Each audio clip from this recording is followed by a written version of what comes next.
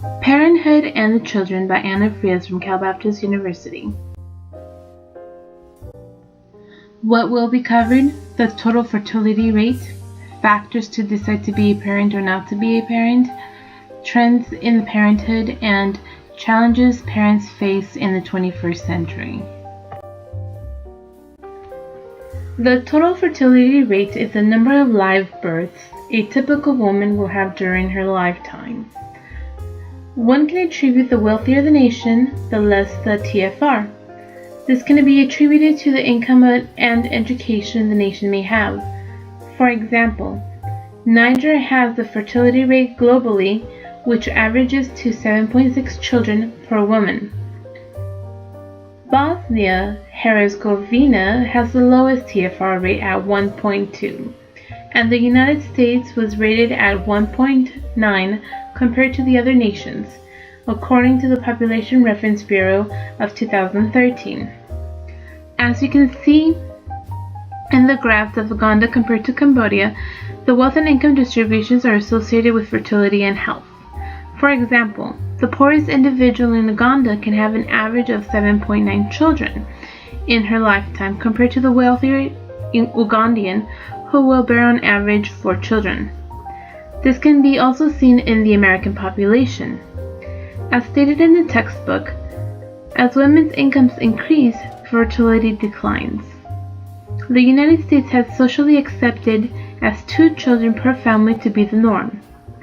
Also, we must consider that women are becoming more educated. The extended education options of women and work schedules have made it a barrier for women to have large families.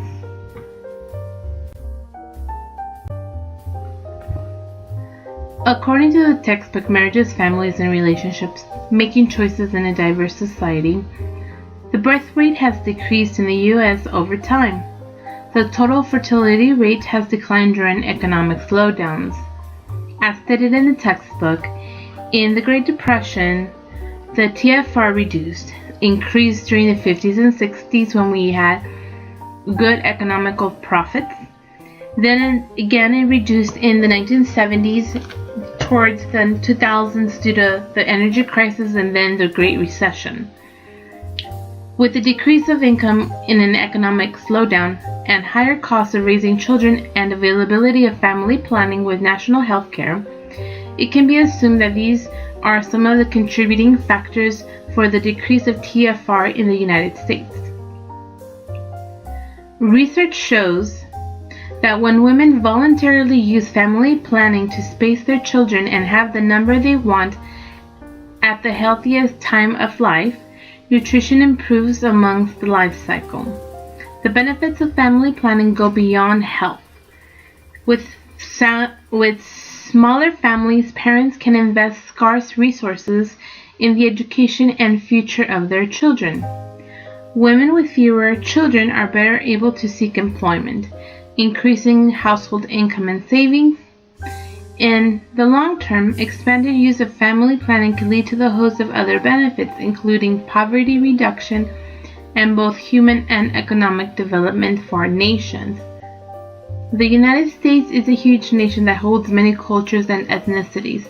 While the 1.72 average children is an average nationally, the TFR may vary amongst different cultures.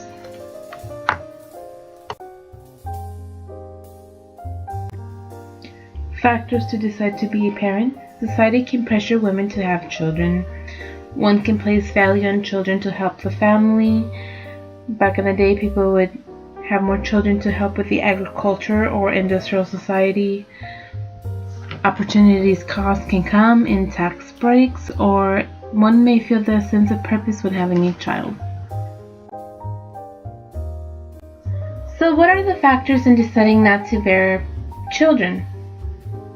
Well, a choice to be child-free is one of them.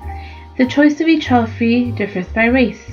According to the article Persistence and Change in Decision to Remain Childless, African Americans are less likely to be voluntarily childless compared to white Americans.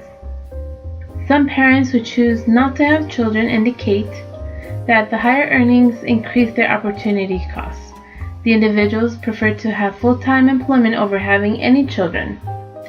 Education may be a contributing factor as well to the childless families. As education becomes greater for women and men, studies have indicated that women will delay entry to parenthood when pursuing academic achievement. This can coincide with the higher education women have better chances in increasing their careers.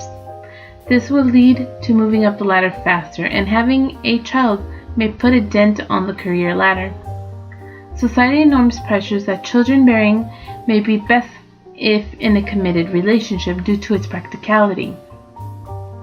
Therefore, one may choose not to have children if they feel they do not have the support from the second parent.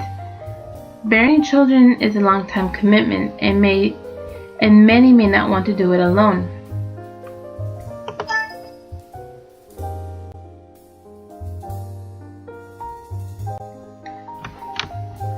Trends to parenthood: having children earlier or having children older, having only one child, non-marital births, single mothers by choice, births to adolescence, and multi-partner fertility.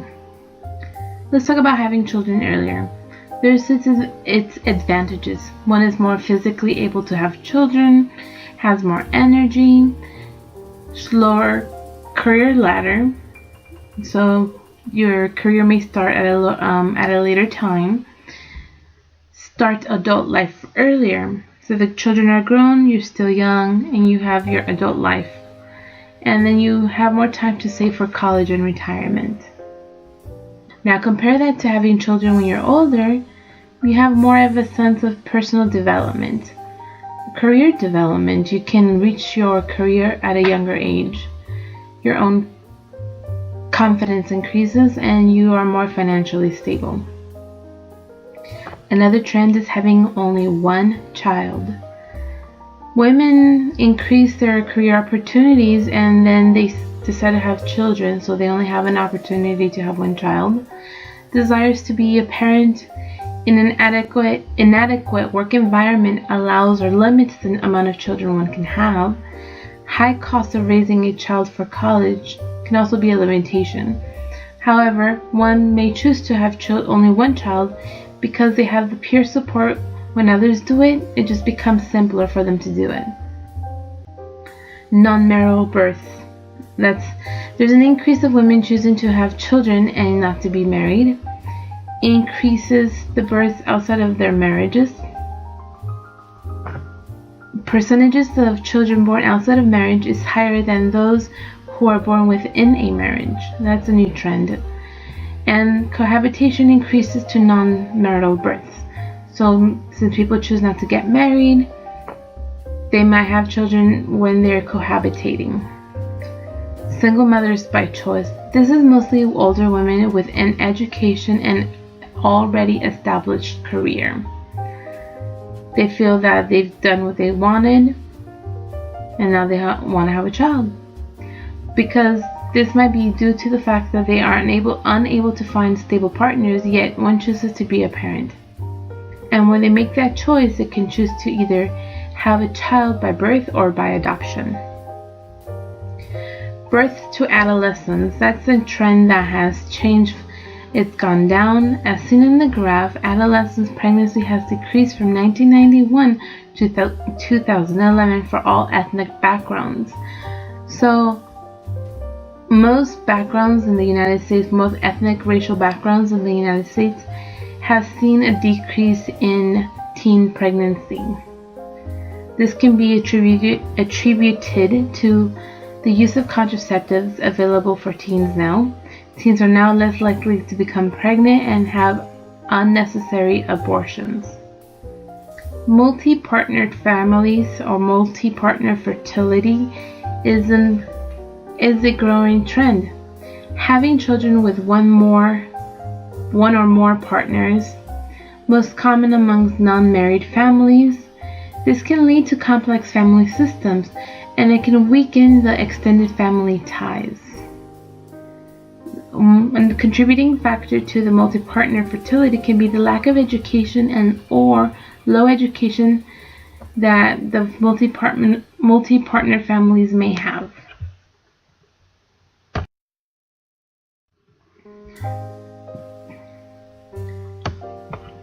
What are the challenges parents face in the 21st century?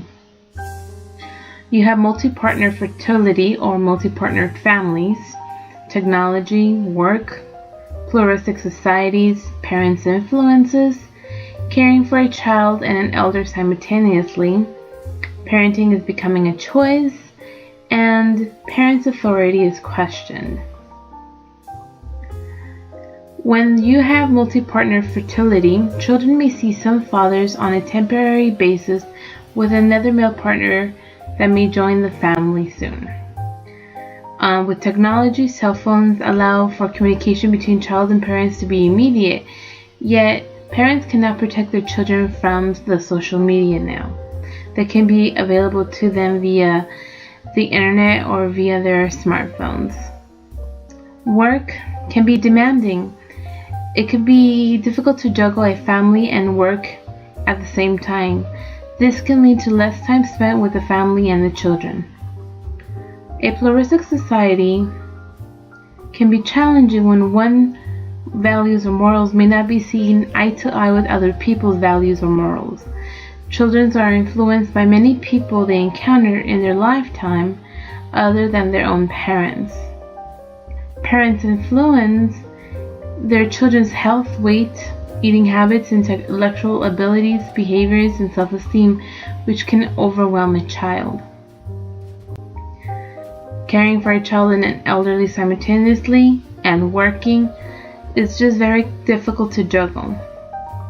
Parenting is becoming a choice. When you have families who choose not to have children or childless families, they don't want to support the local public schools near them. And finally, parents' authority is questioned. Parents are responsible to raise their children 100%, yet may be questioned when punishing or correcting their child's behavior. This can be difficult when the state or schools intervene with the parent's decision on disciplining their own children. The decision to have children or not to have children is the individual's choice. One must be sure of wanting to bring a child into the world since it is a lifetime commitment. There are options: bearing a child, adopting a child, and not having children at all.